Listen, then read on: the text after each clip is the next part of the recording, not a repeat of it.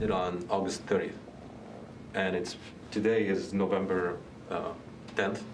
I mean, how is it possible that the department doesn't know how many immediate family members are still left I think in Afghanistan? I don't have a number for you. We believe it's certainly most likely in the dozens. But one of the reasons we put the memo out last week was to encourage service members to come forward.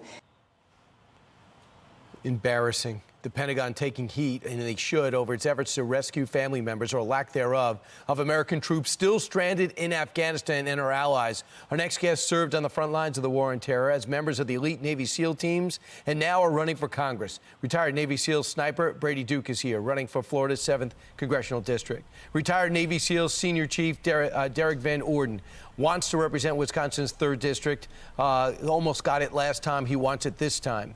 Eli Crane joined the Navy days after 9/11 and is running in Arizona's 1st District, already a very successful businessman.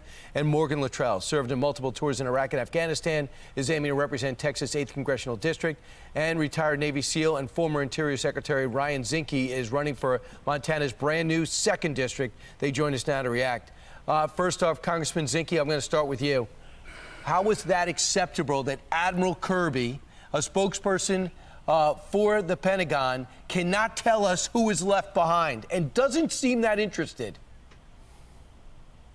Well, your point is excellent. And where is the congressional investigations? This is a Biden-created crisis that we've left our family members, we've left our allies hanging in the winds. And not only has our government not been helpful of getting our people out, they have been, in many cases, the obstacles. Now, I'm contacted every day by individuals that have interpreters, family members that need to get out of that country. And in many cases, our State Department, under this administration, has not only been not helpful, they are the chief obstacle of getting our people out. We should have investigations and get to the truth about what's going on. Eli, you know what they said? Well, we offered 19 times to get them out. But what they say is you can go, but leave your family behind. What person is going to leave their family behind in that place and just get on a plane by themselves? And now the administration says, well, we made them an offer. Eli? Well, you're right, and it's just one of the, it's just one of the many issues that are destroying this country. I think we all recognize it. That's why you have 5 Navy SEALs on the screen who are all running for office, because we want to serve this country again. We need your help. We need you guys to get on our website, support us, and we also want you guys to go become precinct committee members. We also want you to run for school board. If we want a government that's of, for, and by the people, we got to start acting like it. Enough about party and start thinking about the country. I want you to take this in, Morgan. This is the Pentagon spokesperson, Admiral Kirby, who I know is a good guy. I think he's subjected to bad policy. This is what he actually said when it came to threats to America. Which is a bigger threat, the climate or China? Both are equally important. Both are challenges that the Secretary wants the senior leadership at the Pentagon to be focused on, as well as many others, too. Morgan, who should we be more concerned with? The planet dropping 1 degree or going up 1 degree, or China's Navy, which has surpassed ours, and the way they plowed over Hong Kong and are looking to take over Central and South America economically and who knows what else? What's a bigger threat to Morgan Luttrell? Obviously, China. I mean, the Navy is one thing, but their cybersecurity threats, they're pumping billions of dollars into their cyber platforms, which we're not looking at, in my opinion. And I'd like to add this about the Afghanistan issue. If the Biden administration is so concerned about saving American lives with these mandates and these mask mandates and so on and so forth, why don't they mandate we rescue our citizens and save their lives as well over in Afghanistan? Well, I was fortunate enough to run into an interpreter that served with us overseas for so long in the past couple of weeks, and his family's still over there, and he pleaded with us. He begged us. He's like, who do I need to get to help me get my family over? He spoke perfect English. Where's that at? All Biden has to do is say, let's do this. Let's mandate this. Task Milley, task Austin, and go get our people. If they're pumping that much, Big Pharma's pumping that much money into the DNC that all you're hearing on the news is about mandates and vaccines. Why don't we get some people to say the same thing about our citizens overseas and bring them home? Yeah, or the allies that helped you guys for 20 years. Hey, Brady, if the president doesn't say that and you are Austin or Milley, how could you wear the uniform and just move on to something else? I know it's the commander-in-chief, but at what point is the breaking point when it comes to red, white, and blue and serving a president that's indifferent to a war he says he lost faith in?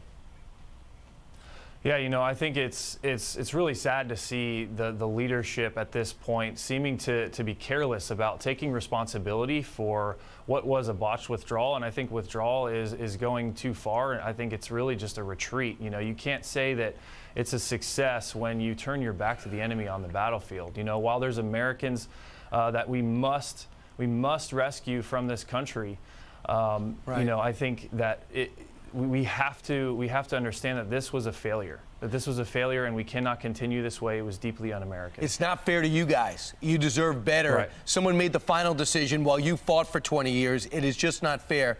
Real quick, what is great for us is that you're here on Veterans Day and you're still trying to give back, only in a suit instead of a uniform. Let's go around, starting with you, Congressman Zinke, who served as Secretary of the Interior. What are your thoughts today? You know, the level of sacrifice that has been made, particularly, you know, to our veterans and the first line guys and their families. You know, the day is a celebration of how great the character is of our veterans and our military. We have challenges, but I think you're absolutely right. It's red, white, and blue, and let's take back this country. Congressman, excuse me, not Congressman, but Eli Crane, you want to be a congressman. Your thoughts today, because a lot of people are suffering because they see what happened in late August, and they know there's 2 weeks left in December to get people out, but the winter gets too tough. But what are your thoughts on Veterans Day? Eli? Well, my thoughts are this. Freedom is always one generation away from extinction. We have to act like that. These guys are willing to go serve. The time for complacency is over. And you can see how quickly this radical ideology can destroy this country if we don't do something about it. Derek Van Orden? Hey, listen, today is Veterans Day, as we said, and I want to say thanks to every single man and woman that has served our nation, given us freedom to begin with from the Revolutionary War, and kept this nation free. We owe a debt of gratitude to our veterans. We've had a spike in veteran suicide, 41% over Q2 to Q3. And we need to make sure that our veterans understand that we love and care for them and that the duty never ends. And another thing today that people don't think about, all the Gold Star families who've lost men and women serving our country deserve our eternal respect. That's a debt that cannot be repaid. So thank them today, too, if you also see them. Absolutely. And Brady Duke?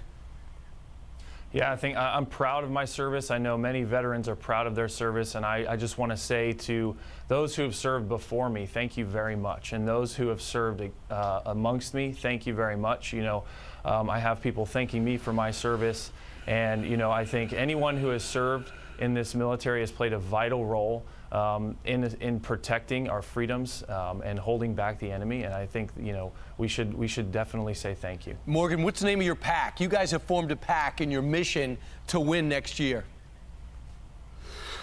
Well, before I get into that, I would like to say something about Veterans Day too, because you've heard everybody on the screen thank the veterans. It's the people that are walking around that are very unassuming. I walk up to them all the time. Thank you, Larry. Thank you, Rick. Thank you, Marcus. But I also say thank you to the spouses, because without them, we wouldn't be who we are today. And they made such sacrifices. So when I share my emotions about Veterans Day, I always thank the spouses, and I think that's extremely important. We should never forget that. Okay, and the name of your PAC, Ryan? It's sealpack.org. Okay. And it helps. We have 7 SEALs now, 3 Green Berets, Gotcha. Rangers. So we're supporting our patriots up front. All right, guys, always great to see you. Thanks so much. Best of luck.